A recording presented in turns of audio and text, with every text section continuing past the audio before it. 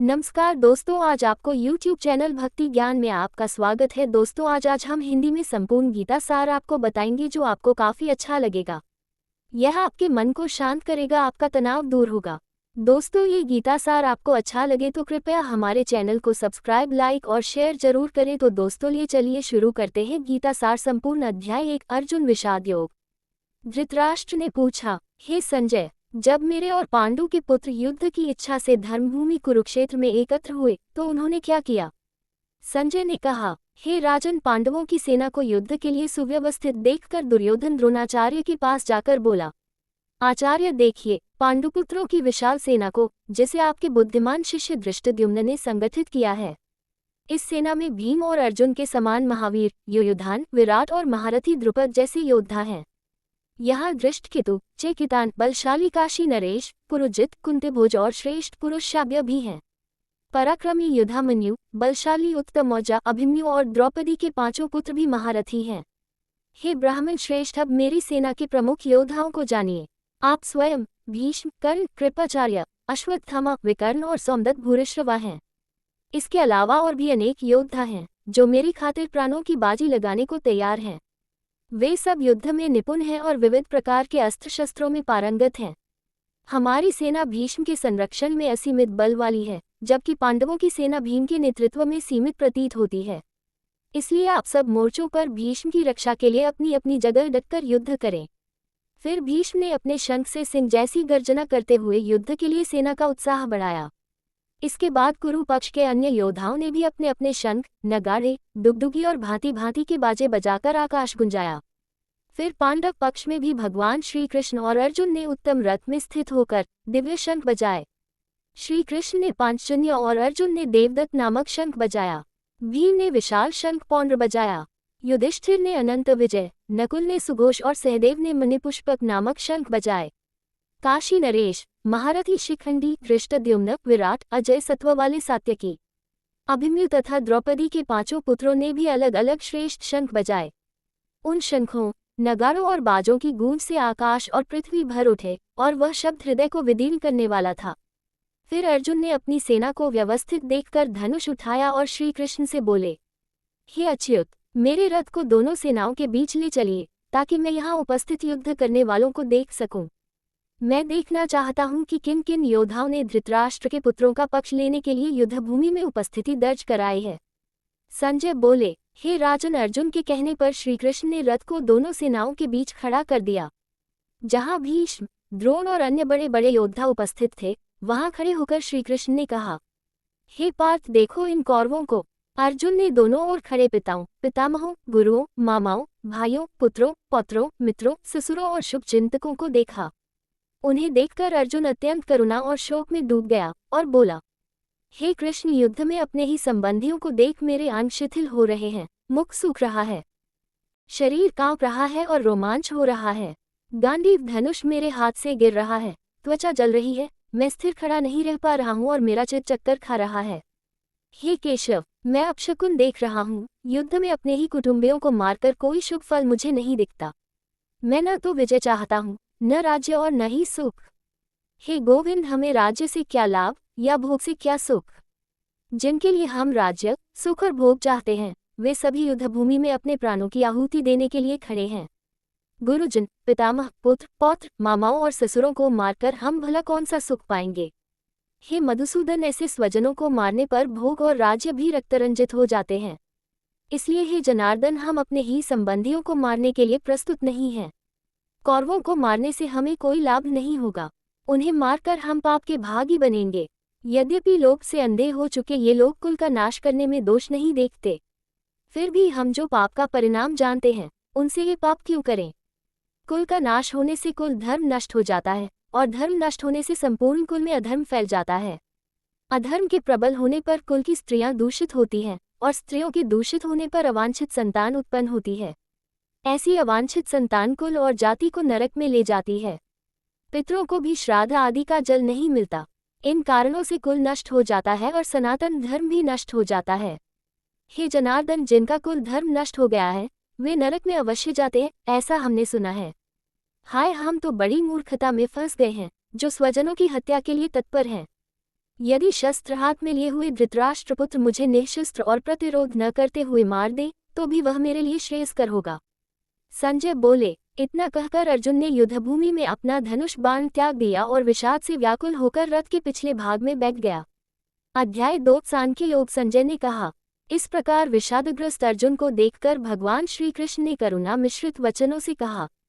श्री कृष्ण बोले, हे अर्जुन, तुम्हें ऐसी विषादजन्य दुर्बलता कैसे आ गई है, जो न तो आर्य पुरुषों के लिए शोभनीय है, न स्वर्ग दिलाने वाली है और न कीर्ति प्रदान करने वाली है। हे पार्थ, इस कायरता को त्याग दो, ये तुम्हारे लिए अनुकूल नहीं है। हे वीरव्रत अर्जुन, अपने हृदय की दुर्बलता का परित्याग कर खड़े हो जाओ। अर्जुन ने कहा, हे मधुसूदन, मैं युद्धभूमि में अपने गुरुओं और पितामहों को कैसे बाणों से मारूं, वे पूजनीय हैं। ऐसे गुरुओं की हत्या करके मैं इस धरती पर राज्य और सुख भी नहीं चाहता। हे जनार्दन, भले ही ये लोग लोभ और मोह के वश में आकर धर्म का त्याग कर चुके हों, फिर भी हमें अपने स्वजनों का वध नहीं करना चाहिए।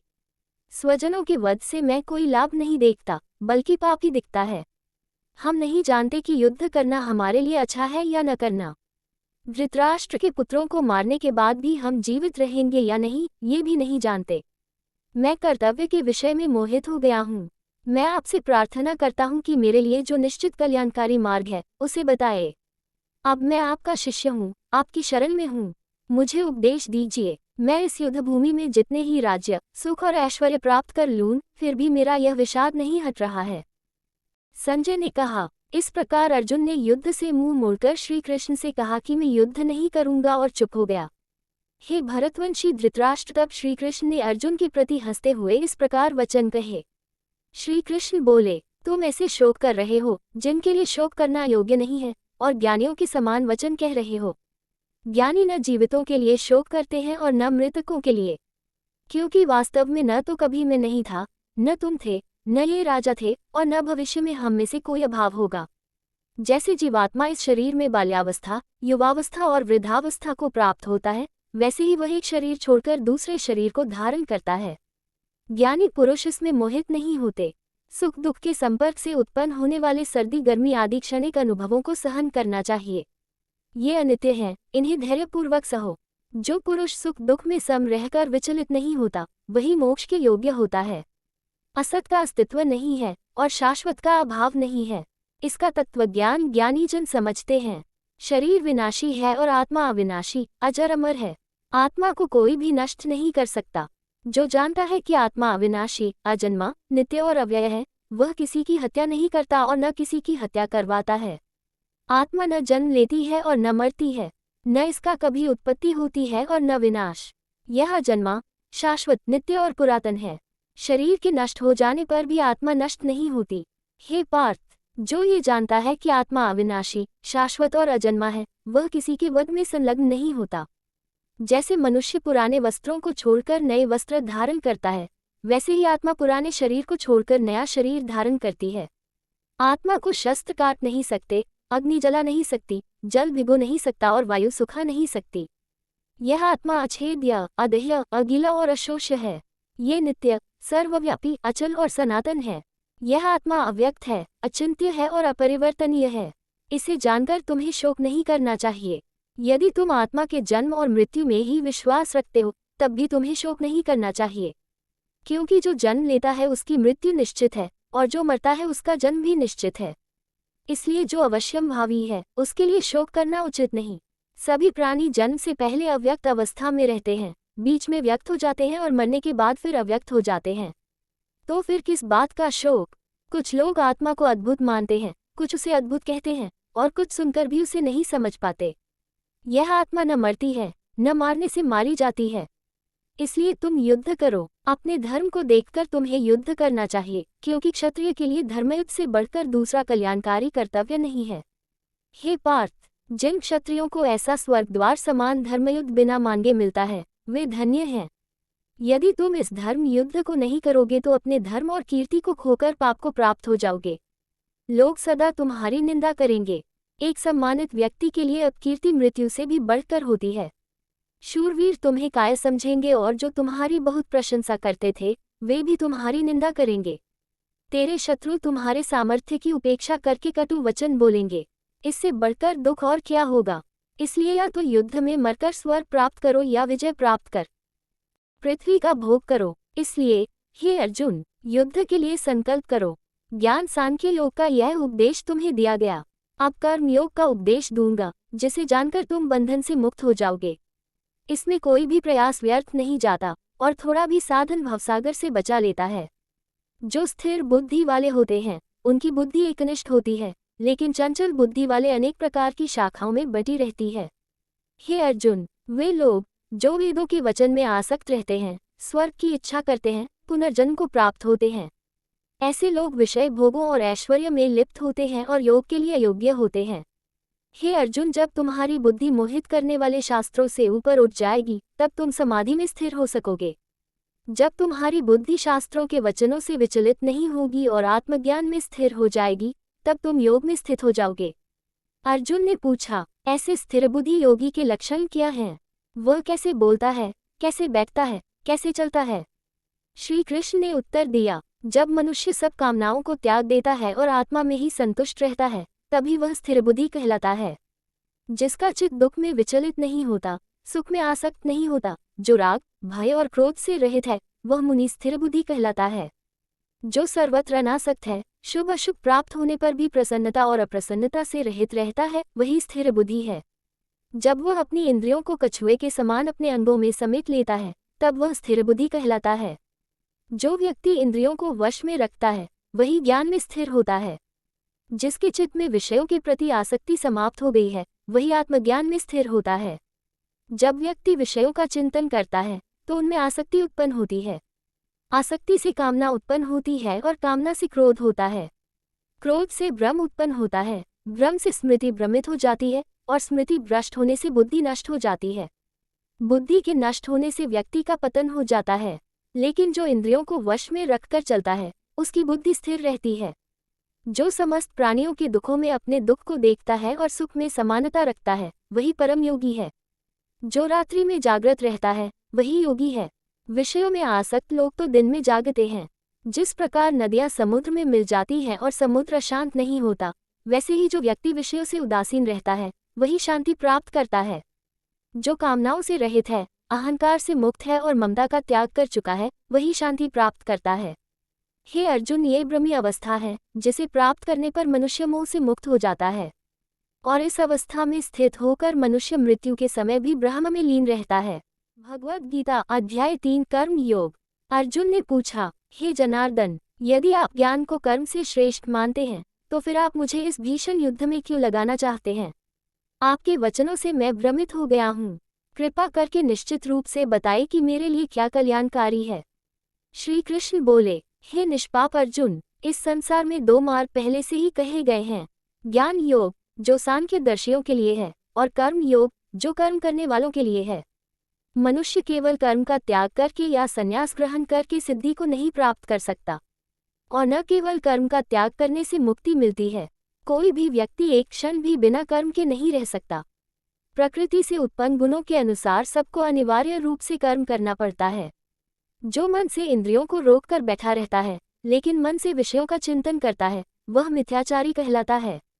परंतु जो पुरुष इंद्रियों को वश में करके बिना आसक्ति के कर्मयोग द्वारा कर्म करता है, वही श्रेष्ठ है। इसलिए तू कर्म कर, क्योंकि कर्म करना ही कर्म से बचने का उपाय है। कर्म के बिना शरीर का निर्वाह भी संभव नहीं है। प्राचीन काल में भगवान ने यज्ञ के साथ प्रजा की रचना करते हुए कहा था, यज्ञ से तुम्हारी वृद्धि होगी, यज्ञ से ही तुम्हें वांछित पदार्थ मिलेंगे। देवताओं का पूजन करके तुम उन्हें तृप्त करो और वे तुम्हें वांछित वस्तुएं देंगे। इस प्रकार परस्पर संतुलन बनाकर तुम परम कल्याण को प्राप्त करोगे। यदि कोई व्यक्ति केवल भोगों के लिए कर्म करता है और देवताओं को अर्पित नहीं करता, तो वह चोर है। यज्ञ से उत्पन्न अन्न प्राणियों को जीवन देता है। अन्न वर्षा से उत्पन्न होता है, वर्षा यज्ञ से होती है, और यज्ञ कर्म से होता है। कर्म ब्रह्म से उत्पन्न है और ब्रह्म अक्षर से प्रकट हुआ है। इस प्रकार सर्वव्यापक ब्रह्म सदा यज्ञ में स्थित है। जो पुरुष इस धर्मचक्र में स्थित रहते हैं, वे पाप से मुक्त हो जाते हैं। परंतु जो धर्मचक्र का उल्लंघन कर केवल इंद्रिय सुख में लगे रहते हैं, वे व्यर्थ जीवन जीते हैं। जो आत्मा में रमण करने वाले, आत्मा में तृप्त और आत्मा में संतुष्ट होते हैं, उनके लिए कोई कर्तव्य नहीं है। ऐसे पुरुष के लिए न तो कुछ करना शेष रहता है और न ही कुछ न करने से कोई हानि होती है। न ही उसे किसी प्राणी पर निर्भर रहने की आवश्यकता है। इसलिए तू निरंतर कर्म कर, क्योंकि निष्काम कर्म से ही मनुष्य परम सिद्धि को प्राप्त होता है। जिस प्रकार राजा जनक ने अपने कर्तव्यों का पालन करके मोक्ष प्राप्त किया था, वैसे ही तू भी संसार के हित के लिए कर्म कर। जो श्रेष्ठ पुरुष जैसा आचरण करता है, सामान्य लोग भी वैसा ही करते हैं। वह जो आदर्श प्रस्तुत करता है, जनता उसका अनुसरण करती है। हे पार्थ, मैं भी यदि नित्य कर्म न करूं तो प्रजा मार्ग से हट जाएगी। यदि मैं कर्म न करूं तो ये लोग नष्ट हो जाएंगे। मैं संकर सृष्टि का कारण बनूंगा और प्राणियों का सर्वनाश कर दूंगा। अज्ञानी पुरुष कर्म के फल में आसक्ति रखकर कर्म करते हैं, परंतु ज्ञानी पुरुष भी लोक कल्याण के लिए बिना आसक्ति के कर्म करता है। ज्ञानी पुरुष अज्ञानी का ज्ञान नष्ट नहीं करता, बल्कि उन्हें कर्म में लगे रहने के लिए प्रेरित करता है। सभी कर्म प्रकृति के गुणों द्वारा प्रकृति के गुणों में ही संपन्न होते हैं। मोह के कारण अज्ञानी व्यक्ति मैं करता हूँ ऐसा अहंकार करता है, परंतु जो तत्वज्ञान से युक्त है वह जानता है कि कर्म गुणों द्वारा गुणों में ही होता है, इसलिए वह आसक्त नहीं होता। जो लोग प्रकृति के गुणों में आसक्त हैं, उन्हें विचलित नहीं करना चाहिए। ज्ञानी जन उन्हें प्रेरित करते हुए कर्म कराते हैं। समस्त कर्मों को भगवान के अर्पण करके बिना आसक्ति और अहंकार के युद्ध कर।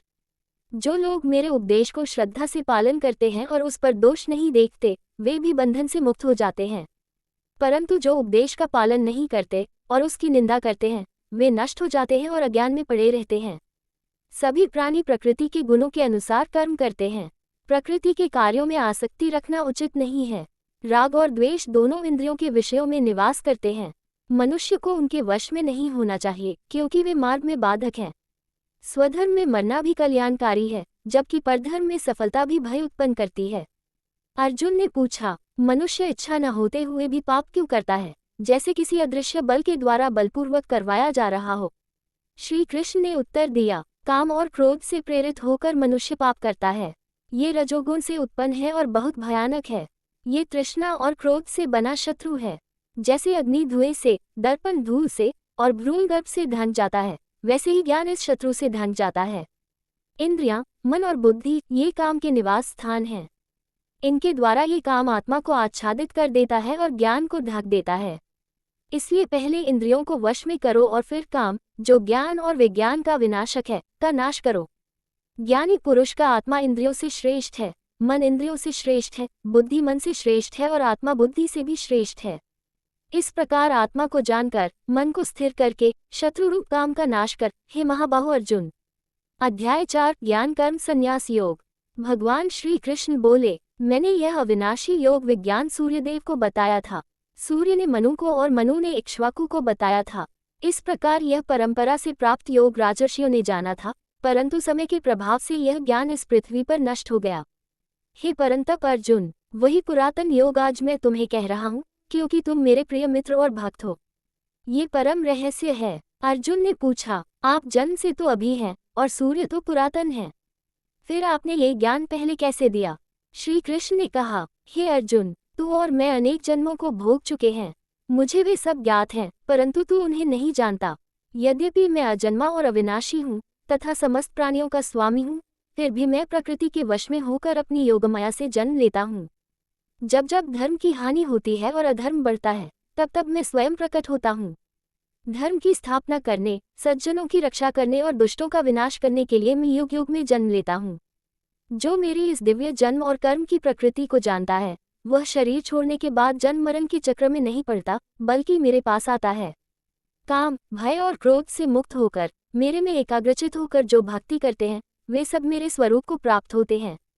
जिस प्रकार लोग मेरी ओर बढ़ते हैं, उसी प्रकार मैं उन्हें फल देता हूँ। सब मनुष्य हर प्रकार से मेरा ही मार्ग ग्रहण करते हैं। कामनाओं से प्रेरित होकर कर्म करने की इच्छा से यज्ञों का आयोजन करने वाले लोग इस लोक में शीघ्र फल चाहते हैं, इसलिए वे वेदों के अनुसार यज्ञ करते हैं। 4 वर्णों का विभाजन मैंने गुणों और कर्मों के आधार पर किया है। यद्यपि मैं उनका करता हूँ, फिर भी तू मुझे अकर्ता जान। कर्मों से मुझे कोई भी बंधन नहीं है, मुझे कर्मों के फल की भी कोई इच्छा नहीं है। जो इस सत्य को जानता है, वह भी कर्म में नहीं बंधता। पूर्व काल में जो मुक्ति के इच्छुक ज्ञानी थे, उन्होंने भी इस ज्ञान को जानकर ही कर्म किया था। इसलिए तू भी पूर्वजों के समान कर्म कर। कर्म का स्वभाव अत्यंत रहस्यमय है। इसलिए तू ये जानने का प्रयास कर कि कौन सा कर्म है, कौन सा अकर्म है और कौन सा विकर्म है। कर्म में अकर्म को और अकर्म में कर्म को जो देखता है वही ज्ञानी है, और वह समस्त कर्मों में स्थित होकर भी मुक्त रहता है। जो सब कर्मों को ज्ञान रूपी अग्नि में भस्म कर देता है उसे पंडित कहते हैं। जो फल की इच्छा छोड़कर कर्म करता है, जिसके संदेह नष्ट हो गए हैं और जो ज्ञान में स्थिर है, उसके कर्म भी पूर्णतया नष्ट हो जाते हैं। ज्ञानी पुरुष को समस्त कर्मों से मुक्त समझो, चाहे वह किसी प्रकार का भी कर्म कर रहा हो, क्योंकि वह उसे आत्मा में अर्पित करता है। यज्ञ में विभिन्न प्रकार से अर्पण करने वाले कुछ लोग देवताओं को अर्पित करते हैं, कुछ लोग यज्ञरूप ब्रह्म में ही हवि अर्पित करते हैं, कुछ लोग इंद्रियों को संयमित कर यज्ञ करते हैं, तो कुछ लोग विषयों को संयमित करके यज्ञ करते हैं, कुछ लोग प्राणायाम के द्वारा प्राणों को यज्ञ में अर्पित करते हैं, तो कुछ तप और योग के अभ्यास के द्वारा यज्ञ करते हैं, कुछ लोग अपने धन, तपस्या और योग का यज्ञ करते हैं, कुछ लोग स्वाध्याय और ज्ञान का यज्ञ करते हैं। सब यज्ञों में ज्ञान यज्ञ श्रेष्ठ है, क्योंकि सभी कर्म ज्ञान में ही समाप्त हो जाते हैं। इसलिए तू ज्ञान प्राप्त करने का प्रयास कर। ज्ञानी पुरुषों के पास जाकर विनम्रता से प्रश्न कर और सेवा कर, वे तुझे ज्ञान देंगे। जब तू इस ज्ञान को प्राप्त कर लेगा तब तू फिर कभी मोह को प्राप्त नहीं होगा, और इस ज्ञान से तू समस्त प्राणियों को अपने आप में तथा मुझ में देखेगा। यदि तू सबसे बड़े पापी भी हो तो भी ज्ञानरूपी नौक से तू सब पापों को पार कर जाएगा। जिस प्रकार अग्नि ईंधन को भस्म कर देती है, उसी प्रकार ज्ञान अग्नि सारे कर्मों को भस्म कर देती है। इस संसार में ज्ञान से बढ़कर कोई पवित्र वस्तु नहीं है। ये ज्ञान स्वयं योग में स्थिर आत्मा को समय के साथ स्वयं उत्पन्न होता है। श्रद्धालु, इंद्रियों को संयमित करने वाला और ज्ञान प्राप्त करने के लिए तत्पर पुरुष ज्ञान को प्राप्त करता है, और ज्ञान प्राप्त करके वह शीघ्र ही परम शांति को प्राप्त कर लेता है। अज्ञानी, अविश्वासी और संदेहयुक्त व्यक्ति नष्ट हो जाते हैं। न तो उन्हें ये लोक मिलता है, नहीं परलोक और न ही आनंद। जो संदेह से मुक्त होकर आत्मा में स्थिर होकर योग में लगे रहते हैं, उनके समस्त कर्म नष्ट हो जाते हैं और वे मोक्ष प्राप्त करते हैं। अर्जुन, इसलिए तू अपने हृदय में स्थित अज्ञानजनित संदेह को ज्ञान द्वारा नष्ट कर और कर्मयोग में स्थित होकर युद्ध कर। अध्याय 5 कर्म संन्यास योग। अर्जुन ने पूछा, हे कृष्ण, आप कभी कर्म का त्याग करने को श्रेष्ठ बताते हैं और कभी कर्मयोग की प्रशंसा करते हैं। कृपया निश्चित रूप से बताएं कि इन दोनों में कौन श्रेष्ठ है। भगवान श्री कृष्ण बोले, कर्म का संन्यास और कर्मयोग दोनों ही मोक्ष देने वाले हैं, परंतु कर्मयोग संन्यास से श्रेष्ठ है। जो कोई न तो किसी से द्वेष करता है और न किसी वस्तु में आसक्ति रखता है, वह सच्चा सन्यासी और कर्मयोगी है, क्योंकि वह समस्त द्वंद्वों से मुक्त होकर सहजता से बंधन से मुक्त हो जाता है। अज्ञानी जन संन्यास और कर्मयोग को भिन्न मानते हैं, परंतु ज्ञानी जन उन्हें एक ही लक्ष्य तक पहुंचाने वाले उपाय समझते हैं। जो इन दोनों में सम्यक रूप से स्थिर है, वह परम फल को प्राप्त करता है। संन्यास बिना कर्मयोग के कठिन है, परंतु कर्मयोगी शीघ्र ही ब्रह्म को प्राप्त कर लेता है। कर्मयोगी, जो शुद्ध मन वाला है, जिसने इंद्रियों को वश में कर लिया है, जो सब प्राणियों के कल्याण की भावना रखता है, वह परम सिद्धि मोक्ष को प्राप्त करता है। जिसने सभी वस्तुओं में आसक्ति का त्याग कर दिया है और कर्म करते हुए भी अहंकार रहित है, वह पाप से नहीं बंधता। ज्ञानी पुरुष जो देखते हैं कि मैं कुछ नहीं कर रहा हूँ, वही सच्चे दृष्टा हैं। भोजन करना, बोलना, देखना, सुनना, ग्रहण करना, त्यागना, सोना, श्वास लेना, सब क्रियाएं केवल प्रकृति के गुणों से होती हैं, ऐसा जानकर वह कर्मों में आसक्त नहीं होता। जो अपना समस्त कर्म भगवान में अर्पण करता है और अहंकार रहित होकर शांति के साथ कर्म करता है, वह पाप से नहीं बंधता। वह सब कर्मों में भगवान के आदेश को मानकर कार्य करता है, इसलिए पाप उस पर वैसे ही नहीं चिपकता जैसे कमल के पत्ते पर जल की बूंद नहीं टिकती। कर्मयोगी सब कार्य इंद्रियों द्वारा, मन और बुद्धि द्वारा तथा केवल शारीरिक रूप से करते हैं। वे फल की आसक्ति को त्याग कर पाप से रहित रहते हैं। कर्म का फल त्याग कर कर्मयोगी अंतःकरण की शुद्धि प्राप्त करते हैं, लेकिन आसक्ति रखने वाले कर्म करते हैं जिससे वे बंधन में पड़ जाते हैं। कर्म का त्याग कर मन और बुद्धि से नियंत्रित व्यक्ति परम शांति को प्राप्त करता है, परंतु जो कामनाओं के अधीन रहता है और कर्मों के फल की इच्छा करता है, वह बंधा रहता है। ज्ञानी पुरुष जो समदर्शी हैं, वे ब्राह्मण, गाय, हाथी, कुत्ते और चांडाल में समान दृष्टि रखते हैं। ऐसे समदर्शी व्यक्ति इस जीवन में ही जन्म मरण से मुक्ति प्राप्त कर लेते हैं, क्योंकि वे ब्रह्म में स्थिर होते हैं, जो निर्दोष और सम है। जो मनुष्य बाह्य सुखों में आसक्ति नहीं रखते, जो अपने भीतर आनंद प्राप्त करते हैं, वे योगी ब्रह्मानंद को प्राप्त होते हैं। जो कामनाओं और क्रोध से मुक्त हैं, जो आत्मा में स्थित हैं, वे ब्रह्म निर्वाण मोक्ष को प्राप्त करते हैं। बाहरी विषयों से विमुख होकर, अंतःकरण से संयमित होकर, सब कामनाओं को त्याग कर जो व्यक्ति ध्यान में स्थिर होते हैं, वे ब्रह्म को प्राप्त करते हैं। योगी जन, जो अपने मन को पुनर्तः वश में कर लेते हैं और ब्रह्म पर ध्यान करते हैं, वे सब पापों से मुक्त होकर परम शांति को प्राप्त करते हैं। जो भोगों में सुख नहीं खोजते, जो भीतर ही भीतर आनंदित रहते हैं, ऐसे योगी सदा सुखी होते हैं। जो आत्मा में स्थिर हैं, जिन्होंने अपने मन को वश में कर लिया है, जो शांत, राग द्वेष से रहित और ब्रह्मज्ञान से युक्त हैं, वे ब्रह्म को प्राप्त होते हैं। सच्चे सन्यासी वे हैं जो न किसी से द्वेष रखते हैं, न किसी से लगाव रखते हैं। वे सब क्लेशों से मुक्त होकर ब्रह्म में स्थित रहते हैं। ज्ञानी पुरुष, जो भगवान को सब कर्मों का स्वामी, सब प्राणियों का प्रिय मित्र और सब जगत का आधार जानते हैं, वे परम शांति को प्राप्त करते हैं। अध्याय 5 समाप्त। भगवद गीता अध्याय 6 ध्यान योग। भगवान श्री कृष्ण बोले, जो व्यक्ति अपने कर्मों के फल की इच्छा नहीं करता और अपने कर्तव्यों को ईश्वर में समर्पित करके करता है, वही सच्चा सन्यासी और सच्चा योगी है, न कि वह जो केवल अग्नि का त्याग कर देता है या कर्मों का परित्याग कर देता है। योग वही है जिसे बिना किसी आसक्ति के कर्म किया जाता है, क्योंकि कर्म का त्याग करना और योग का अभ्यास करना दोनों एक ही लक्ष्य को प्राप्त कराते हैं। जब तक व्यक्ति अपने इच्छाओं के कारण कर्मों को करता है, तब तक वह योगी नहीं बन सकता। परंतु जब वह सभी सांसारिक इच्छाओं को छोड़ देता है और समस्त कार्यों का त्याग कर देता है, तभी वह योग में स्थिर हो पाता है। एक मनुष्य को अपने उद्धार के लिए स्वयं का प्रयास करना चाहिए, क्योंकि स्वयं ही अपना मित्र है और स्वयं ही अपना शत्रु है। जो व्यक्ति अपने मन को वश में कर लेता है, उसके लिए मन मित्र है, पर जो मन पर विजय नहीं पाता, उसके लिए वही मन शत्रु के समान बन जाता है। जो व्यक्ति आत्मा द्वारा आत्मा को जीत चुका है, वह परम शांति को प्राप्त करता है। वह सुख दुख, शीत उष्ण और मान अपमान में सम रहता है।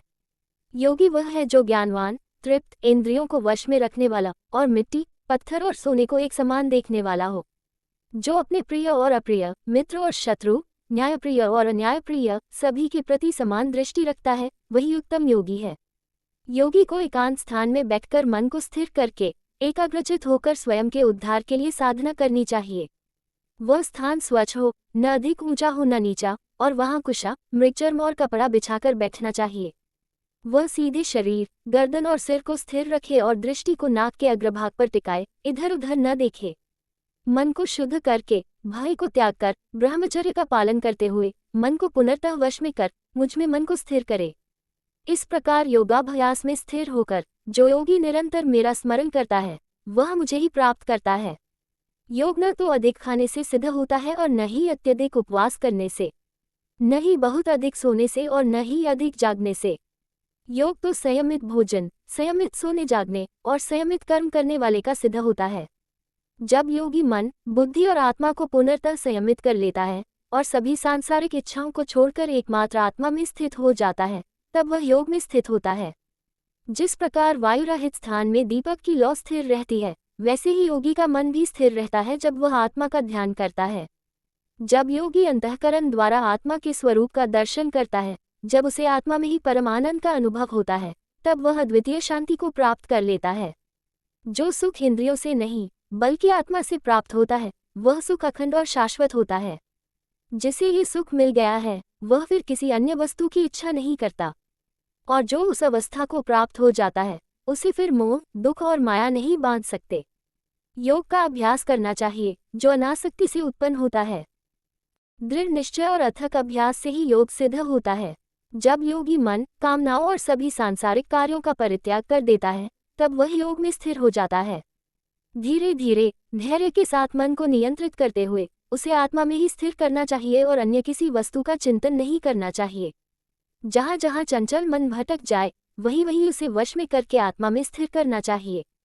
इस प्रकार जो योगी परम शांति को प्राप्त करता है, जो रजोगुण और तमोगुण से रहित होता है, वह ब्रह्मानंद में स्थित होता है। योगी अपने भीतर सभी प्राणियों को देखता है और सभी प्राणियों में स्वयं को देखता है। जो मुझे सब में देखता है और सबको मुझ में देखता है, उसके लिए मैं कभी ओझल नहीं होता और न वह मेरे लिए ओझल होता है। जो भक्त ये जानता है कि सब प्राणी मुझ में स्थित हैं और मैं सब प्राणियों में हूँ, वह मेरा सच्चा भक्त है। जो सब प्राणियों के सुख दुख को अपने सुख दुख के समान देखता है, वही उत्तम योगी है। अर्जुन ने पूछा, हे कृष्ण, जो व्यक्ति श्रद्धा से युक्त होकर भी योग साधना में असफल हो जाता है, उसका क्या होता है? क्या वह आधे रास्ते में ही नष्ट हो जाता है? भगवान श्री कृष्ण बोले, ऐसा नहीं है। जो योग से च्युत होता है, उसका न तो इस लोक में और न परलोक में विनाश होता है। ऐसा व्यक्ति कभी बुरा भाग्य नहीं भोगता।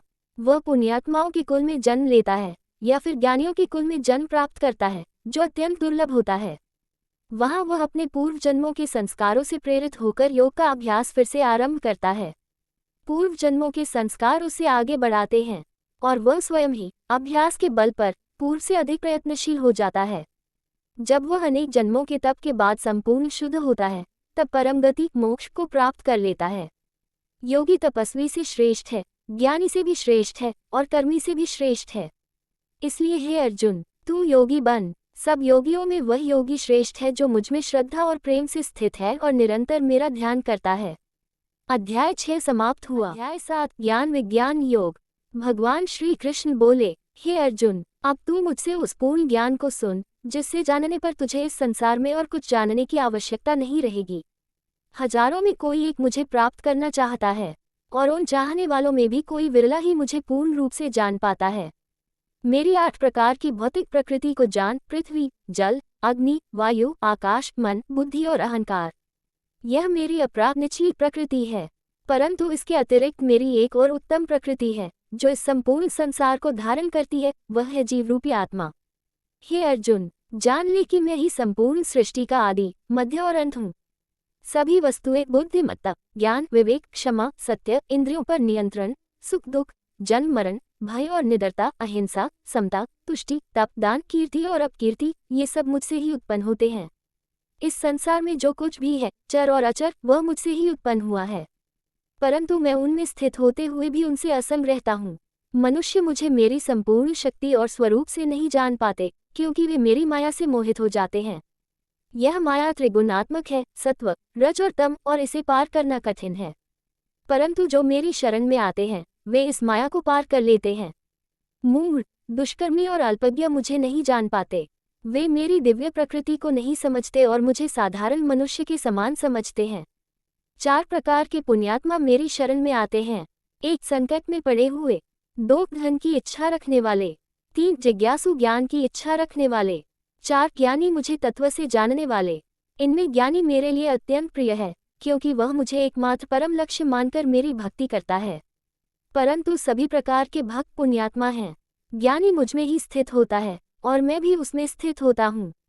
अनेक जन्मों के बाद जो मुझे सब कुछ का कारण जानता है, वह ज्ञानी मुझे पूर्ण भाव से स्वीकार करता है। ऐसा महात्मा अत्यंत दुर्लभ होता है। अल्पबुद्धि वाले लोग अन्य देवताओं की पूजा करते हैं। वे अपने अपने स्वभाव और इच्छाओं के अनुसार उन देवताओं से छोटे छोटे फल प्राप्त करते हैं। जो भी श्रद्धा से युक्त होकर किसी देवता की पूजा करता है, मैं उसकी श्रद्धा को उसी देवता में स्थिर कर देता हूँ। वह उस देवता से जो कुछ चाहता है, वह उसे मिलता भी है, लेकिन वह फल सीमित होता है और उसे मैं ही देता हूँ। परंतु जो मेरी असली तत्व को नहीं जानते, वे मुझे नाशवान शरीर वाला मानते हैं और मेरी दिव्य प्रकृति को नहीं समझते। मैं सब प्राणियों के हृदय में स्थित हूँ। मुझसे ही स्मृति, ज्ञान और विवेक उत्पन्न होता है। मैं ही वेदों का कर्ता हूँ, वेदों का ज्ञाता भी मैं हूँ और वेदांत का उद्देश्य भी मैं ही हूँ। जो लोग यज्ञ, तप और दान आदि शुभ कर्मों के माध्यम से पुण्य अर्जित करते हैं, वे स्वर्ग में जाकर इंद्र आदि देवताओं का भोग करते हैं। लेकिन जब उनका पुण्य समाप्त हो जाता है, तो वे फिर नीचे गिर जाते हैं। परंतु जो मेरी भक्ति करते हैं, वे मेरे धाम को प्राप्त करते हैं और फिर जन्म मरण के चक्र में नहीं आते। जो लोग अनन्य भाव से मेरी पूजा करते हैं, उनका मैं योगक्षेम पालन पोषण करता हूँ। जो लोग अन्य देवताओं को भी श्रद्धा से पूजते हैं, वे वास्तव में मेरी ही पूजा करते हैं, परंतु वे उसे अज्ञानवश करते हैं। मैं ही सब यज्ञों का भोक्ता और स्वामी हूँ। परंतु जो मुझे नहीं जानते, वे पुनर्जन्म के बंधन में फंसे रहते हैं। जो मुझे अंत समय में स्मरण करते हैं, वे मुझे ही प्राप्त करते हैं। भगवद गीता अध्याय 8 अक्षर ब्रह्म योग। केवल हिंदी अनुवाद सरल व भावपूर्ण भाषा में बिना श्लोक प्रस्तुत कर रहा हूँ। अध्याय 8 अक्षर ब्रह्म योग। अर्जुन ने पूछा, हे भगवान, ब्रह्म क्या है, आत्मा क्या है, कर्म क्या है? इस भौतिक संसार को छोड़कर अंतिम समय में कौन कैसे आपको प्राप्त करता है? भगवान श्री कृष्ण बोले, ब्रह्म परम अविनाशी है। जो आत्मा है वह व्यक्ति का स्वभाव है और जो कर्म है वह जीवों की सृष्टि का कारण है। भौतिक जगत में परिवर्तन और उसकी उत्पत्ति में जो देवता काम करते हैं वे भी मुझसे ही प्रेरित होते हैं। मृत्यु के समय जो व्यक्ति मुझे ही स्मरण करता है वह मेरे स्वरूप को प्राप्त करता है, इसमें कोई संदेह नहीं। जिसे भी अंत समय में जिस भाव से स्मरण किया जाता है वह उसी भाव को प्राप्त होता है। इसलिए हे अर्जुन, तू सदा मुझे ही स्मरण कर और युद्ध भी कर। यदि तू मन और बुद्धि को मुझ में लगा दे तो निश्चय ही तू मुझे ही प्राप्त करेगा। जो मन को स्थिर करके भक्ति से परमेश्वर के ध्यान में स्थित रहता है वह ज्ञानी योगी ब्रह्म को, दिव्य पुरुष को और अंतिम लक्ष्य को प्राप्त करता है। वह पुरुष जो प्राचीन वेदों के अनुसार ओंकार का उच्चारण करता है, योग में स्थित होता है, इंद्रियों को संयमित करता है और अंत समय में मन को भगवान में लगाकर शरीर छोड़ता है, वह परम धाम को प्राप्त करता है। हे अर्जुन, जो मुझे निरंतर स्मरण करता है वह मुझे अवश्य प्राप्त करता है, क्योंकि मैं भक्तों के लिए सहज सुलभ हूँ। जो महापुरुष मुझे प्राप्त करते हैं वे इस दुखमय संसार में पुनः जन्म नहीं लेते, क्योंकि वे उस परम अवस्था को प्राप्त कर लेते हैं जो शाश्वत है। इस संसार के सभी लोग ब्रह्मलोक तक भी पुनर्जन्म के अधीन हैं, परंतु जो मुझे प्राप्त करता है वह फिर जन्म नहीं लेता। एक ब्रह्मा का दिन 1000 युगों के बराबर होता है और रात्रि भी उतनी ही लंबी होती है। इस दिन में सारी सृष्टि प्रकट होती है और रात्रि में सब कुछ लीन हो जाता है। इस प्रकार सृष्टि बार बार प्रकट और लीन होती है, लेकिन जो परम धाम है वह अविनाशी है, वह सृष्टि के नाश के बाद भी बना रहता है। वह परम धाम अदृश्य और अविनाशी है। जो उसे प्राप्त करता है वह फिर लौटकर संसार में नहीं आता। उस परम पुरुष को प्राप्त करने के लिए एकनिष्ठ भक्ति ही मार्ग है। वह सर्वव्यापक है, सब कुछ धारण करता है और सभी जीवों के अंतर्मन में स्थित है। अब मैं तुम्हें वे मार्ग बताऊंगा जिनसे योगी मृत्यु के समय ब्रह्म को प्राप्त करता है या फिर संसार में लौटता है। जो योगी अग्नि प्रकाश दिन के समय शुक्ल पक्ष और उत्तरायण में शरीर त्याग करता है वह ब्रह्म को प्राप्त करता है और वापस नहीं लौटता। जो योगी धुएं में रात के समय कृष्ण पक्ष में और दक्षिणायन में शरीर त्याग करता है वह चंद्रलोक को प्राप्त करके फिर लौट आता है। ये दो मार्ग, एक प्रकाश का और दूसरा अंधकार का, सदा से इस संसार में हैं।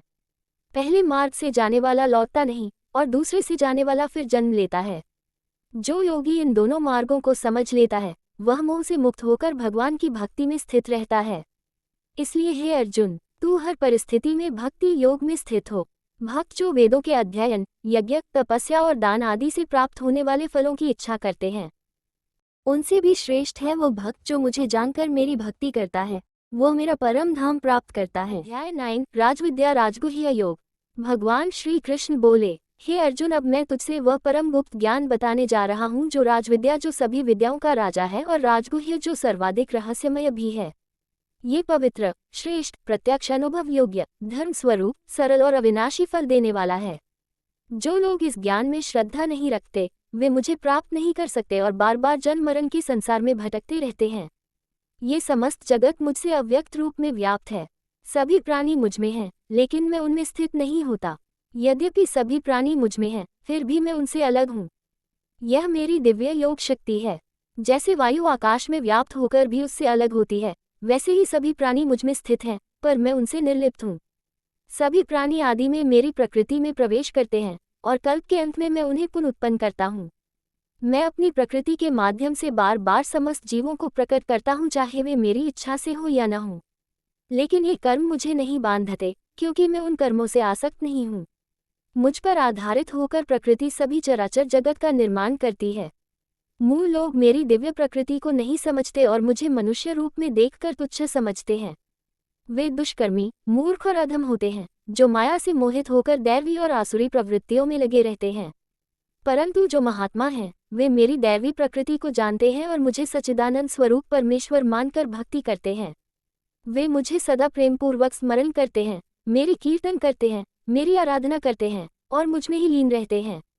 कुछ लोग ज्ञान योग से मेरी उपासना करते हैं, मुझे एक रूप, अनेक रूप या सर्वरूप में देखते हैं। मैं ही यज्ञ का भोक्ता हूँ और सभी यज्ञों का स्वामी हूँ, परंतु जो लोग मुझे नहीं जानते वे पुनर्जन्म के बंधन में बंधते हैं। जो देवताओं की पूजा करते हैं वे देवताओं को प्राप्त करते हैं। जो पितरों की करते हैं वे पितरों को, भूत प्रेतों की पूजा करने वाले उन्हें प्राप्त करते हैं, परंतु जो मेरी भक्ति करते हैं वे मुझे प्राप्त करते हैं। यदि कोई प्रेम से मुझे पत्र, पुष्प, फल या जल अर्पित करता है तो मैं उसे श्रद्धापूर्वक स्वीकार करता हूँ। जो कुछ भी तू करता है, खाता है, अर्पण करता है, दान देता है या तप करता है, वह सब मुझे अर्पण कर। इससे तू कर्मों के बंधन से मुक्त हो जाएगा और अंत में मुझे प्राप्त करेगा। मैं सभी प्राणियों में संभाव से स्थित हूँ। मुझे कोई न प्रिय है न प्रिय, लेकिन जो मेरी भक्ति करता है मैं उसमें और वह मुझ में स्थित होता है। यदि कोई अत्यंत पापी व्यक्ति भी श्रद्धा से मेरी भक्ति करता है तो उसे भी मैं शीघ्र धर्मात्मा बना देता हूँ। हे अर्जुन, मेरे भक्त कभी नाश को प्राप्त नहीं होते। हे पार्थ, जो पुरुष, स्त्रियां, वैश्य, शूद्र आदि भी मेरी शरण में आते हैं वे भी मुझे प्राप्त करते हैं। तो फिर तुम जैसे पुण्यात्मा ब्राह्मण और क्षत्रिय भक्तों के लिए यह मार्ग और भी सुलभ है। इसलिए हे अर्जुन, तू सदा मेरा स्मरण कर, मेरी भक्ति कर, मुझे प्रणाम कर और निश्चित रूप से तू मुझे ही प्राप्त करेगा। अध्याय 9 समाप्त हुआ। अब अगला अध्याय है अध्याय 10 विभूति योग। भगवान श्री कृष्ण बोले, हे अर्जुन, अब फिर से तू मेरा ये श्रेष्ठ वचन सुन जिससे तुझे अत्यंत प्रिय ज्ञान प्राप्त होगा। क्योंकि तू मेरा प्रिय मित्र है इसलिए मैं तेरे हित के लिए ये कह रहा हूँ। मैं ही समस्त सृष्टि का आदि कारण हूँ, मुझसे ही सब कुछ उत्पन्न होता है। ये जानकर बुद्धिमान जन मेरी भक्ति करते हैं। मेरे भक्त मन, प्राण और बुद्धि से मुझ में लीन रहते हैं और सदा मेरा गुणगान करते हैं। जो मुझे प्रेम से भजते हैं मैं उन्हें वह ज्ञान देता हूँ जिससे वे मुझे भली प्रकार जान लेते हैं। उनके हृदय में मैं स्वयं ज्ञान रूप से स्थित होकर अज्ञान रूपी अंधकार को नष्ट करता हूँ। अर्जुन ने कहा, हे भगवान, आप परब्रह्म, परमधाम, परम पवित्र हैं। सभी ऋषि, देवर्षि नारद, असित, देवल और व्यास ने यही कहा है और आप स्वयं भी कह रहे हैं। हे श्री कृष्ण, मैं आपके वचनों को सत्य मानता हूँ, किंतु मैं आपकी दिव्य विभूतियों को विस्तार से जानना चाहता हूँ जिससे मैं आपकी निरंतर स्मृति कर सकूं। अब भगवान श्री कृष्ण ने अपनी विभूतियों को गिनाया। हे अर्जुन, मैं आत्मा हूँ सभी प्राणियों में। मैं प्रारंभ, मध्य और अंत हूँ। मैं आदित्यों में विष्णु हूँ, ज्योतियों में सूर्य हूँ और मरुतों में मरीचि हूँ। मैं वेदों में सामवेद हूँ, देवताओं में इंद्र, इंद्रियों में मन और प्राणियों में चेतना हूँ। रुद्रों में शंकर हूँ, यक्षों में कुबेर, अग्नियों में अग्नि और पर्वतों में मेरु हूँ। पुरुषों में मैं नारद, गंधर्वों में चित्ररथ, सिद्धों में कपिल मुनि हूँ। घोड़ों में उच्चश्रवा, हाथियों में ऐरावत, मनुष्यों में राजा हूँ। हथियारों में वज्र, गायों में कामधेनु, प्रेम करने वालों में कामदेव और सर्पों में वासुकी हूँ। नागों में अनंत, जलचरों में वरुण, पितरों में आर्यमा और यमराज भी मैं ही हूँ। दैत्यगणों में प्रहलाद, गणनाओं में समय, पशुओं में सिंह और पक्षियों में गरुड़ हूँ। पवित्र करने वालों में वायु, शस्त्रधारी योद्धाओं में राम हूँ, मछलियों में मत्स्य और नदियों में गंगा हूँ। सृष्टियों में मैं आरंभ, मध्य और अंत हूँ। विज्ञान में अध्यात्म विद्या और तर्क करने वालों में युक्ति हूँ। मैं अक्षरों में हूँ, समासों में द्वंद्व समास, अनंत काल में शाश्वत समय और क्रियाशील लोगों में कर्म करता हूँ। गुप्त वस्तुओं में मौन और ज्ञानी जनों में ज्ञान हूँ। हे अर्जुन, मैं जो भी दिव्य और महान वस्तु देखता हूँ वह मेरी ही विभूति का अंश है। लेकिन हे अर्जुन, मेरी विभूतियाँ अनंत हैं। मैंने केवल कुछ ही प्रमुख विभूतियाँ बताई हैं। जो मेरे इन दिव्य ऐश्वर्यों को जानता है वह मेरी अनन्य भक्ति में स्थित होता है। हे अर्जुन, इस संपूर्ण जगत को मैंने केवल एक अंश से ही धारण किया हुआ है। अध्याय 11 विश्वरूप दर्शन योग। अर्जुन ने कहा, हे भगवान, आपने जो मुझे आत्मा, ब्रह्म और योग के बारे में विस्तार से बताया है उससे मेरा मोह नष्ट हो गया है। अब मैं आपकी वह दिव्य रूप दृष्टि देखना चाहता हूँ जिससे आप ये संपूर्ण सृष्टि व्याप्त करते हैं। यदि आप समझे कि मैं उसे देखने योग्य हूँ तो कृपया मुझे अपनी दिव्य विश्वरूप दृष्टि दिखाए। भगवान श्री कृष्ण बोले, हे अर्जुन, अब तू मेरे उस रूप को देख जिसमें सैकड़ों हजारों दिव्य रूप हैं विभिन्न रंगों और आकारों वाले। अब तू देवताओं, ऋषियों, अनेक अद्भुत चीजों को एक साथ मेरे शरीर में देख। ये दृष्टि तू अपनी सामान्य आंखों से नहीं देख सकता, इसलिए मैं तुझे दिव्य दृष्टि देता हूँ जिससे तू मेरा विराट रूप देख सके। संजय ने धृतराष्ट्र से कहा, हे राजन, भगवान श्री कृष्ण ने अर्जुन को दिव्य दृष्टि प्रदान की और अपना ब्रह्मांडीय रूप दिखाया जिसमें अनगिनत मुख, नेत्र, अद्भुत दृश्य, अनेक दिव्य आभूषण और शस्त्र थे। उनका रूप अनंत था, चारों दिशाओं में फैला हुआ, तेजस्वी था जैसे हजारों सूर्य एक साथ उदय हो जाएं। अर्जुन ने उस रूप में समस्त विश्व को एक ही स्थान में संपूर्ण देखा। फिर विस्मय से भरकर अर्जुन ने सिर झुकाकर हाथ जोड़कर भगवान की स्तुति की। अर्जुन ने कहा, हे भगवान, मैं आपके शरीर में सभी देवताओं, ऋषियों और जीवों को देख रहा हूँ। आपके अनगिनत भुजाएं, नेत्र, मुख और पेट है, कोई आपकी सीमा नहीं है। आप आदि, मध्य और अंत से रहित हैं। आपका स्वरूप तेजों में है, चारों दिशाओं में फैला है, आपकी आंखें सूर्य और चंद्रमा हैं, और आपके मुख से अग्नि निकल रही है। संपूर्ण ब्रह्मांड आपसे व्याप्त है। देवता, सिद्धजन आपकी महिमा देखकर भयभीत हैं। ब्रह्मा जी, शिव जी, इंद्र, मरुदगण सभी आपको नमस्कार कर रहे हैं। आपके विशाल मुखों और दांतों को देखकर सब भयभीत हो रहे हैं। अनेक योद्धा आपके मुख में प्रवेश कर रहे हैं। जैसे नदियां समुद्र में गिरती हैं, वैसे ही सभी योद्धा आपके प्रचंड मुख में प्रवेश कर रहे हैं। कुछ पिसे हुए तिनकों की तरह आपके दांतों में फंस रहे हैं। हे भगवान, बताइए ये भयानक रूप किस लिए है? मैं आपको शांत रूप में देखना चाहता हूँ, कृपया वही स्वरूप दिखाए जिसे मैं जानता हूँ। भगवान श्री कृष्ण बोले, हे अर्जुन, यह मेरा विराट रूप जो तू देख रहा है, उसे न तो वेदों से, न यज्ञ से, न दान से, न तपस्या से जाना जा सकता है। तू भयभीत मत हो, अब मैं तुझे फिर से अपना शांत, सौम्य रूप दिखाता हूँ। फिर भगवान श्री कृष्ण ने अर्जुन को अपना 2 भुजाओं वाला सामान्य रूप दिखाया। अर्जुन ने कहा, हे जनार्दन, आपने फिर से अपना सुंदर मानव रूप दिखाया, जिससे मेरा मन शांत हुआ। भगवान श्री कृष्ण बोले, हे अर्जुन, ये रूप जो तूने देखा है, इसे देखना बहुत कठिन है। देवता भी इसे देखने के लिए लालायित रहते हैं। इस रूप को केवल अनन्य भक्ति से जाना जा सकता है, देखा जा सकता है और अनुभव किया जा सकता है। जो मुझमें मन लगाकर अनन्य प्रेम से मेरी भक्ति करता है, जो सबका हित चाहता है, वह मुझे प्राप्त करता है। अध्याय 11 समाप्त हुआ। अध्याय 12 भक्ति योग। अर्जुन ने पूछा, हे श्री कृष्ण, वे भक्त जो आपके निराकार ब्रह्म रूप की उपासना करते हैं और वे जो आपके साकार रूप की भक्ति करते हैं, उनमें से कौन अधिक श्रेष्ठ है? भगवान श्री कृष्ण ने उत्तर दिया, जो लोग मेरा साकार रूप मन में स्थिर करके श्रद्धा से भक्ति करते हैं, वे मुझे अत्यंत प्रिय हैं। और जो लोग अविनाशी, निराकार, अव्यक्त, सर्वव्यापी, अचल, नित्य ब्रह्म का ध्यान करते हैं, वे भी मुझे प्राप्त करते हैं। लेकिन उनका मार्ग कठिन है, क्योंकि निराकार ब्रह्म की उपासना करना देहधारी जीवों के लिए कठिन है। इसलिए जो मुझ में मन लगाते हैं, मुझ पर श्रद्धा रखते हैं, मेरी भक्ति करते हैं, वे मुझे शीघ्र प्राप्त करते हैं। यदि तू मुझ में मन नहीं लगा सकता, तो अभ्यास करके मेरा स्मरण कर। यदि अभ्यास में भी तू असमर्थ है, तो मेरे लिए कर्म कर, मेरी सेवा कर। और यदि यह भी संभव न हो, तो तू अपने सभी कर्मों का फल मुझे अर्पण कर दे, यही तेरे लिए श्रेष्ठ होगा। ज्ञान तप से श्रेष्ठ है, ध्यान ज्ञान से श्रेष्ठ है, और फल का त्याग ध्यान से भी श्रेष्ठ है। त्याग से मन की शांति मिलती है। अब मैं तुझे उन भक्तों के गुण बताता हूँ जो मुझे अत्यंत प्रिय हैं। जो किसी से द्वेष नहीं करता, जो सबका मित्र है, करुणामय, अहंकार रहित, सुख दुख में सम, क्षमाशील और संतुष्ट है, आत्मनियंत्रित है, मन और बुद्धि से मुझमें स्थिर है, मेरी भक्ति करता है, वह मुझे अत्यंत प्रिय है।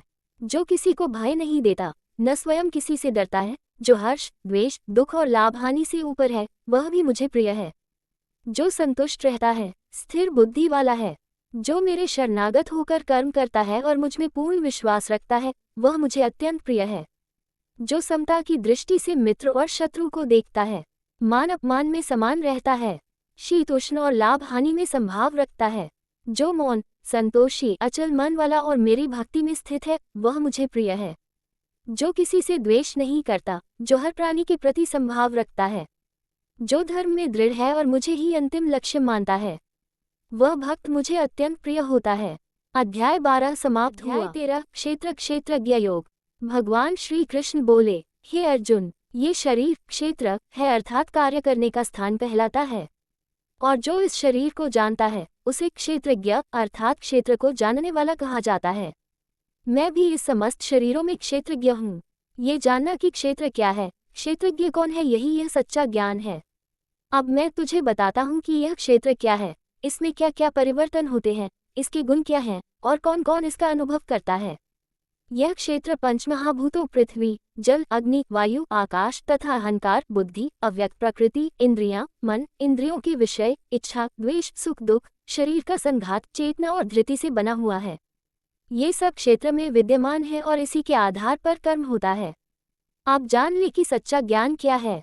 विनम्रता, अहंकार का अभाव, अहिंसा, क्षमा, सच्चाई, गुरु की सेवा, आत्मसंयम, वैराग्य, जन्म मरण जीवन व्याधियों के दुखों का विवेक से चिंतन, आसक्ति और पुत्रादि के मोह का त्याग, सुख दुख में समता, मुझमें अनन्य भक्ति, एकांतवास, सांसारिकता से विरक्ति, आत्मचिंतन, तत्व ज्ञान की खोज और परमात्मा के सत्य दर्शन की आकांक्षा, ये सब ज्ञान कहलाते हैं। और इनके विपरीत अज्ञान है। अब मैं तुझे परम ब्रह्म के बारे में बताता हूँ, जिसे जानकर अमरता प्राप्त होती है। वह ब्रह्म अनादि है, न तो अस्तित्व में आता है और न ही विनष्ट होता है। वह सर्वत्र फैला है, अविभाज्य है, परंतु प्रत्येक जीव में स्थित होकर विभाजन का अनुभव कराता है। वह इंद्रियों से परे है, परंतु सबका धारक है। वह गुणों से रहित है, परंतु गुणों का भी आधार वही है। वह बाहर और भीतर दोनों में स्थित है। वह चर और अचर दोनों में है। वह अत्यंत सूक्ष्म है और बुद्धि से ज्ञेय नहीं है। वह अत्यंत समीप भी है और अत्यंत दूर भी। वह सब प्राणियों के भीतर समभाव से स्थित है। वह न तो जन्म लेता है, न मरता है। वह सब कुछ देखता है, सब कुछ जानता है, परंतु स्वयं निष्क्रिय रहता है। जो व्यक्ति इस परम ब्रह्म को और क्षेत्र तथा क्षेत्रज्ञ को समझता है, वह सच्चा ज्ञानी होता है। अब तू ये भी जान ले कि प्रकृति और पुरुष अर्थात आत्मा का क्या भेद है। प्रकृति ही सब कार्य कारणों की जड़ है। पुरुष सुख दुख का भोगता है। जब आत्मा प्रकृति में आसक्त होता है, तब वह जन्म और कर्म के बंधन में बंधता है। लेकिन जो आत्मा और प्रकृति के भेद को जान लेता है, वह जन्म मरण से मुक्त हो जाता है। कुछ लोग ध्यान से इसे जानते हैं, कुछ ज्ञान से और कुछ कर्म से, और कुछ ऐसे भी हैं जो दूसरों से सुनकर भी सच्चाई को समझ लेते हैं। वे भी मृत्यु के बंधन से मुक्त हो जाते हैं। जो ये जान लेता है कि क्षेत्र, क्षेत्रज्ञ, प्रकृति और पुरुष क्या है, वह ब्रह्म को जानता है और परम मोक्ष को प्राप्त करता है। अध्याय 14 त्रिगुण योग। भगवान श्री कृष्ण बोले, हे अर्जुन, मैं फिर वह परम ज्ञान बताता हूँ, जिसे जानकर ज्ञानीजन मेरे स्वरूप को जानकर परम सिद्धि को प्राप्त होते हैं। जो इस ज्ञान को समझ लेता है, वह जन्म मरण से मुक्त होकर मोक्ष को प्राप्त करता है। सारी सृष्टि की जननी मेरी प्रकृति है। मैं बीज रूप में उसमें स्थित होता हूँ और उसी से समस्त जीवों का जन्म होता है। हे अर्जुन, प्रकृति 3 गुणों से युक्त है, सत्व, रजस और तमस। ये तीनों गुण जीवात्मा को शरीर में बांधते हैं। सत्व गुण शुद्ध, प्रकाश देने वाला, निर्मल है। ये ज्ञान और सुख देता है, लेकिन ये भी व्यक्ति को सुख और ज्ञान की आसक्ति में बांध देता है। रजोगुण इच्छा, स्पर्धा और क्रिया से उत्पन्न होता है। ये व्यक्ति को कर्म और फलों की चाहत में बांधता है। तमोगुण अज्ञान से उत्पन्न होता है। यह आलस्य, प्रमाद और मोह में बांधता है। ये ज्ञान को ढंग देता है और व्यक्ति को निष्क्रिय और भ्रमित कर देता है। जब सत्वगुण प्रबल होता है, तब ज्ञान और विवेक बढ़ता है। जब रजोगुण प्रबल होता है, तब लोभ, चिंता और क्रियाशीलता बढ़ती है। जब तमोगुण बढ़ता है, तब अज्ञान, आलस्य और मोह बढ़ते हैं। जो मृत्यु के समय सत्वगुण में स्थित होता है, वह उच्च लोकों को प्राप्त होता है। रजोगुण में मृत्यु लेने वाला पुनः कर्मशील जीवन को प्राप्त करता है। तमोगुण में मरने वाला निम्न योनि को प्राप्त करता है। सत्वगुण से ज्ञान उत्पन्न होता है। रजोगुण से लोभ और कर्म का बंधन होता है और तमोगुण से मूर्खता और आलस्य की प्रवृत्ति होती है। जो व्यक्ति इन तीनों गुणों से ऊपर उठ जाता है, वह जन्म और मृत्यु के चक्र से मुक्त हो जाता है और परम शांति को प्राप्त करता है। अर्जुन ने पूछा, हे प्रभु, जो व्यक्ति तीनों गुणों से परे होता है, उसकी पहचान क्या है और वह कैसा व्यवहार करता है? भगवान श्री कृष्ण ने उत्तर दिया, जो व्यक्ति इन गुणों से प्रभावित नहीं होता, जो सत्व, रजस और तमस के कार्यों को देखता तो है, पर उनमें लिप्त नहीं होता, वह गुणातीत अर्थात गुणों से परे कहलाता है। जो सुख दुख, मान अपमान, शत्रु मित्र, लाभ हानि, स्तुति निंदा में सम रहता है, वह स्थितप्रज्ञ और मुक्त आत्मा होता है। जो बाहरी आसक्ति छोड़ देता है और केवल आत्मा में स्थित होकर परमात्मा की भक्ति करता है, वह इन गुणों को पार कर लेता है और ब्रह्म को प्राप्त करता है। जो ब्रह्म को प्राप्त करता है, वह न जन्मता है, न मरता है, न शोक करता है। वह सबके प्रति सम रहता है और मुझ में स्थित होता है। और जो व्यक्ति मुझको अनन्य भक्ति से जानता है, वह इन तीनों गुणों से ऊपर उठकर ब्रह्म का अनुभव करता है और मोक्ष को प्राप्त होता है। अध्याय 14 समाप्त होता है। मिलते हैं अगले अध्याय में। अध्याय 15 पुरुषोत्तम योग। भगवान श्री कृष्ण बोले, ये संसार एक उल्टा पीपल का वृक्ष है, जिसकी जड़ ऊपर यानी परमात्मा में है और शाखाएं नीचे यानी संसार में है। इसके पत्ते वेद हैं, और जो इस वृक्ष को जान लेता है, वह वेद का ज्ञाता होता है। इस वृक्ष की शाखाएं गुणों के प्रभाव से नीचे फैली हैं और इसके फल कर्मों के अनुसार मिलते हैं। मनुष्य इस वृक्ष के मोह में फंसा रहता है और बार बार जन्म लेता है। लेकिन जो इस वृक्ष की जड़ों को वैराग्य और ज्ञान के तेज से काट देता है, वही उस परम अवस्था को प्राप्त करता है, जहाँ जाने के बाद फिर लौटना नहीं होता। उस परम धाम में न सूर्य है, न चंद्रमा, न अग्नि। वह मेरा परम धाम है, उसे जो प्राप्त कर लेता है वह पुनर्जन्म नहीं लेता। अब मैं आपको बताता हूँ कि मनुष्य का स्वरूप क्या है। इस शरीर में एक शाश्वत आत्मा रहती है जो मेरी ही अंश रूप है। वही आत्मा मन, इंद्रिया और बुद्धि को संचालित करती है। जैसे वायु गंध को एक स्थान से दूसरे स्थान तक ले जाती है, वैसे ही आत्मा शरीर त्याग कर दूसरे शरीर को प्राप्त करती है और इंद्रियां साथ ले जाती है। यह आत्मा देखती है, सुनती है, सूंघती है, स्वाद लेती है, सोचती है और कर्म करती है। मूल लोग इसे नहीं समझते, लेकिन ज्ञानीजन इसे अपने ध्यान से पहचान लेते हैं। भगवान कौन है? कुछ लोग मुझे सबके भीतर स्थित आत्मा के रूप में जानते हैं। मैं ही सूर्य की रोशनी, चंद्रमा की शीतलता और अग्नि की ऊष्मा हूँ। मैं ही पृथ्वी पर जीवन को बनाए रखने वाला रस हूँ। मैं ही सब प्राणियों की बुद्धि और बल हूँ। मैं ही सबके हृदय में स्थित हूँ। मुझसे ही स्मृति, ज्ञान और विस्मृति उत्पन्न होते हैं। मैं ही वेदों का ज्ञाता हूँ और वेदों का विषय भी मैं ही हूँ। इस संसार 3 प्रकार के पुरुष होते हैं। 1. क्षर पुरुष, जो नश्वर जीव हैं, जो बार बार जन्म लेते हैं। 2. अक्षर पुरुष, जो अविनाशी ब्रह्म है, जो परम अवस्था में स्थित है। 3. पुरुषोत्तम, मैं वो परम पुरुष हूँ जो इन दोनों से परे है। मैं ही संपूर्ण जगत का पालन करने वाला आधार और नियमता हूँ। इसलिए मुझे पुरुषोत्तम कहा जाता है। जो मुझे इस ज्ञान के साथ जानता है कि मैं परम पुरुष हूँ, वह सब कुछ जान लेता है और परम सिद्धि को प्राप्त करता है। अध्याय 16, दैवासुर संपद विभाग योग। भगवान श्री कृष्ण बोले, हे अर्जुन, जो गुण दिव्य प्रकृति यानी दैवी संपत्ति वाले मनुष्य में होते हैं, वे इस प्रकार हैं।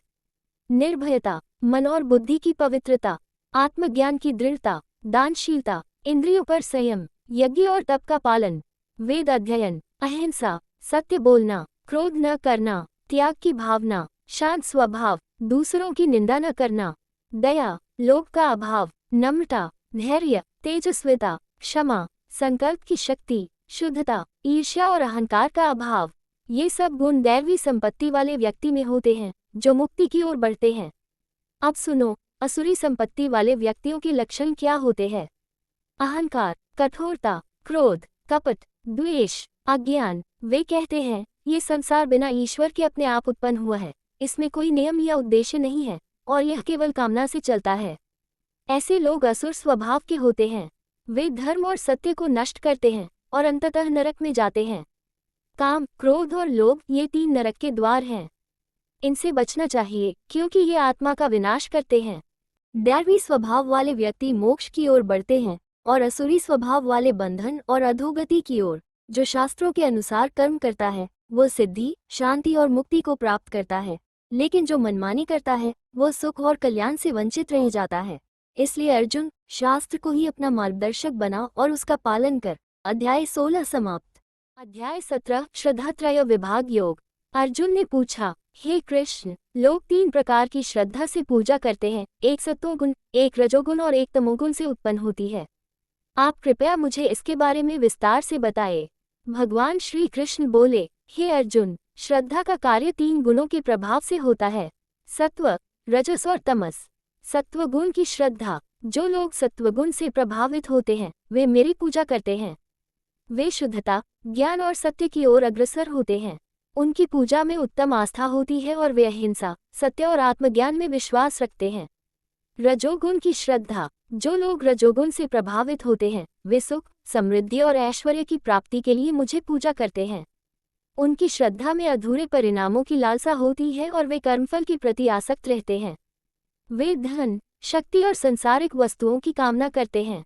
तमोगुण की श्रद्धा, जो लोग तमोगुण से प्रभावित होते हैं वे काले जादू, तंत्र मंत्र और नकारात्मक शक्तियों की पूजा करते हैं। उनकी श्रद्धा अंधविश्वास, भय और अज्ञान से ग्रस्त होती है। वे भय, क्रूरता और अशुद्ध कार्यों में विश्वास रखते हैं। इस प्रकार के लोग मृत्यु और अन्य दारुण परिणामों की ओर बढ़ते हैं। अब मैं तुम्हें भोजन के 3 प्रकार के गुणों के बारे में बताता हूँ जो श्रद्धा के अनुसार होते हैं।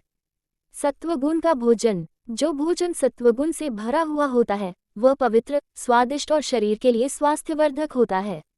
ऐसे भोजन में शुद्धता, ताजगी और ऊर्जा होती है। ये जीवन को बढ़ाने वाला और मानसिक शांति प्रदान करने वाला होता है। यह अधिकतर फल, मेवे, दूध और शाकाहारी भोजन के रूप में होता है। रजोगुण का भोजन, जो भोजन रजोगुण से भरा होता है वह ताजगी की बजाय तीव्रता, खट्टापन, और तामसी तत्वों से युक्त होता है। ये भोजन शरीर को भारी बनाता है और उत्साही, अशांत और प्यासा करने वाला होता है। यह अक्सर अधिक मसालेदार, तैलीय और सख्त होता है। तमोगुण का भोजन। जो भोजन तमोगुण से भरा होता है वह सड़ा हुआ, अपवित्र और दुष्टकारी होता है। यह मनुष्य के शरीर और मन को दोषपूर्ण, आलसी और भ्रमित करता है। ये भोजन प्रायः देर से तैयार किया जाता है और उसमें कोई पवित्रता नहीं होती। ये पचने में कठिन और स्वास्थ्य के लिए हानिकारक होता है। अब मैं तुम्हें तप के 3 प्रकार बताता हूँ जो श्रद्धा के अनुसार होते हैं। सत्वगुण का तप। जो तप शुद्धता और सत्य के लिए किया जाता है वह सत्वगुण से युक्त होता है। ये तप स्वार्थ से मुक्त और बिना किसी फल की आशा से किया जाता है। ये तप शरीर, वाणी और मन के संयम से जुड़ा होता है और उच्चतम उद्देश्य की प्राप्ति के लिए किया जाता है। इस प्रकार के तप में केवल परमात्मा की सेवा और भक्तिपूर्ण कार्य होते हैं। रजोगुण का तप। जो तप रजोगुण से प्रभावित होता है वह प्रतिष्ठा, धन और सम्मान के लिए किया जाता है। ये तप कठिनाइयों को सहने के लिए किया जाता है, लेकिन इसका उद्देश्य व्यक्तिगत लाभ और कर्मफल होता है। ये तप स्वार्थी और दिखावटी होता है। तमोगुण का तप। जो तप अज्ञानता और भ्रम से किया जाता है वह तमोगुण से युक्त होता है। ये तप स्वार्थी, क्रूर और अशुद्ध कार्यों के लिए किया जाता है। ये तप शरीर, मन और वाणी के साथ दुष्कर्मों का पालन करता है और केवल नकारात्मक परिणामों की ओर ले जाता है। भगवान श्री कृष्ण ने कहा, जो मनुष्य इन 3 प्रकार की श्रद्धाओं, भोजन और तप को समझकर कार्य करता है वह जीवन में सही मार्ग पर चलने वाला होता है। उसका जीवन शुद्ध और सच्चा होता है। इस प्रकार से श्रद्धा, भोजन और तप का प्रभाव व्यक्ति की आत्मा, मन और शरीर पर पड़ता है और उसे जीवन के उच्चतम उद्देश्य की प्राप्ति होती है। अध्याय 18 मोक्ष संन्यास योग। अर्जुन ने पूछा, हे कृष्ण, आपने संन्यास यानी त्याग और कर्मयोग यानी कर्म का त्याग करने के बारे में जो कहा है वह मुझे पूरी तरह से समझ में नहीं आया। कृपया मुझे ये बताएं कि संन्यास और कर्मयोग में कौन सा श्रेष्ठ है। भगवान श्री कृष्ण बोले, हे अर्जुन, संन्यास त्याग और कर्मयोग कर्म का योग दोनों ही तुम्हें परम शांति और मोक्ष की ओर ले जाते हैं। लेकिन कर्मयोग श्रेष्ठ है क्योंकि कर्म के बिना कोई भी व्यक्ति जीवन को पूर्ण रूप से नहीं जी सकता। सच्चा संन्यास वह नहीं है जो कर्मों से बचने के लिए शरीर को त्याग दिया जाए। सच्चा संन्यास वह है जब व्यक्ति अपने मन और इंद्रियों के भीतर त्याग करता है जबकि वह कर्म करता रहता है। जो लोग कर्मों से भयभीत होकर उन्हें त्यागते हैं वे वास्तविक सन्यासी नहीं होते। वह व्यक्ति सच्चा सन्यासी है जो अपने कर्तव्यों को निर्विघ्न रूप से निभाता है और फल की इच्छा को छोड़ देता है। अब मैं तुम्हें संन्यास और कर्मयोग के भेद को समझाता हूँ। जो व्यक्ति कर्मों से मोह माया को त्याग देता है और केवल परमात्मा में स्थित होता है वह सच्चा सन्यासी होता है। कर्मयोग वह है जब व्यक्ति अपना कार्य बिना किसी फल की इच्छा के करता है, सिर्फ परमात्मा के प्रति समर्पण और निस्वार्थ भावना से। जो कोई भी अपने कर्मों में निस्वार्थ भाव रखता है और सच्चे मन से भगवान को समर्पित करता है वह कर्म के साथ संन्यास को भी प्राप्त करता है। कर्म का प्रकार और त्याग। कर्म 3 प्रकार के होते हैं। 1. सत्वगुण से प्रेरित कर्म। जो कर्म शुद्ध होते हैं और ईश्वर की भक्ति, सत्य और धर्म के अनुसार किए जाते हैं वे सत्वगुण से प्रेरित होते हैं। ये कर्म दिव्य होते हैं और आत्मा को शांति और परम शांति की ओर ले जाते हैं। 2. रजोगुण से प्रेरित कर्म। जो कर्म स्वार्थ, इच्छाएं और फल की प्राप्ति के लिए किए जाते हैं वे रजोगुण से प्रेरित होते हैं। ये कर्म संसारिक बंधनों में बांधते हैं और व्यक्तित्व में अशांति उत्पन्न करते हैं। 3. तमोगुण से प्रेरित कर्म। जो कर्म अज्ञान, आलस्य और क्रूरता से किए जाते हैं वे तमोगुण से प्रेरित होते हैं। ये कर्म आत्मा के लिए हानिकारक होते हैं और व्यक्ति को नरक की ओर ले जाते हैं। कर्म में निस्वार्थता का महत्व। जो कोई भी व्यक्ति अपने कर्मों को निष्कलंक भाव से करता है, जो किसी भी कर्म के फल की आकांक्षा नहीं करता और केवल अपना कर्तव्य निभाता है, वह अपने जीवन को सच्चे अर्थ में सफल बनाता है और परम मोक्ष की प्राप्ति करता है। व्यक्ति को अपने कार्य में शुद्धता रखनी चाहिए जो केवल अच्छाई और सत्य की ओर बढ़े। जो कोई भी अपने कर्मों को भक्ति और ध्यान में लगाए वही आत्मा के उच्चतम स्तर पर पहुंचता है। संन्यास और कर्मयोग का संक्षिप्त सार। संन्यास का अर्थ है मन और इंद्रियों का त्याग, जबकि कर्मयोग का अर्थ है कर्म करते हुए भी फल की इच्छा को छोड़ना और परमात्मा के प्रति समर्पण रखना। कर्मयोग के माध्यम से ही तुम बिना किसी आंतरिक बंधन के अपने कार्यों को अच्छी तरीके से निभा सकते हो और सिद्धि प्राप्त कर सकते हो। कर्म का कोई भी कार्य, चाहे वह बड़ा हो या छोटा, जब वह परमात्मा के लिए किया जाता है तो वह सभी कार्यों से श्रेष्ठ हो जाता है। अर्जुन ने कहा, हे कृष्ण, आपने मुझे कर्मयोग का ऐसा अद्भुत रूप समझाया। अब मैं पूरी तरह से समझ चुका हूँ और मैं बिना किसी द्वंद्व के अपने कर्तव्यों का पालन करूँगा। आपके प्रति मेरी श्रद्धा पूरी तरह से समर्पित है। भगवान श्री कृष्ण ने कहा, हे अर्जुन, तुमने जो प्रश्न पूछा वह बहुत महत्वपूर्ण था। अब तुम सच्चे ज्ञान और कर्मयोग से भरे हुए हो। जो व्यक्ति जीवन के कार्यों में निस्वार्थ भाव से भाग लेता है वह निश्चित रूप से मुक्ति प्राप्त करता है। तुमने जिस तरह से मुझे श्रद्धा और समर्पण से पूछा है, उसी प्रकार जीवन के सभी कार्यों में मेरा ध्यान और भक्ति रखो। मैं तुम्हें सब कुछ देने के लिए तैयार हूँ और तुम मेरे ही दिव्य ज्ञान से आत्मज्ञान प्राप्त करोगे। भगवद गीता अध्याय 18 समाप्त हुआ।